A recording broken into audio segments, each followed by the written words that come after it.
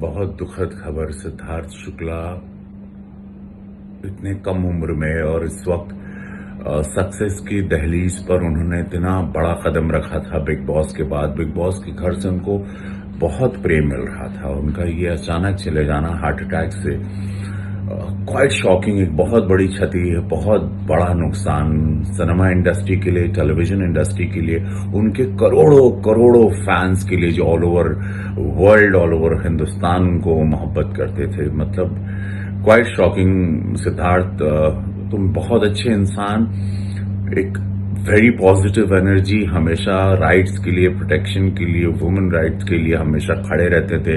एक आवाज थे तुम, एक स्वाभिमान था तुम्हारा, तुम्हारा एक अलग अंदाज था। इतने कम समय में तुमने बिग बॉस में सबके दिल पर राज किया।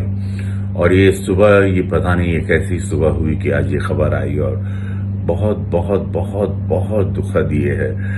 महादेव से प्रार्थना है उनकी आत्मा को अपने शिव चरणों में स्थान दें। और मैं कुछ नहीं कहना चाहता हूं, निशब्द हूं। हेल्थ फ्रीक गाय, शरीर से प्यार करने वाले, कसरत रोज करने वाले, कुछ समझ में नहीं आ रहा। Quite shocking, very very shocking.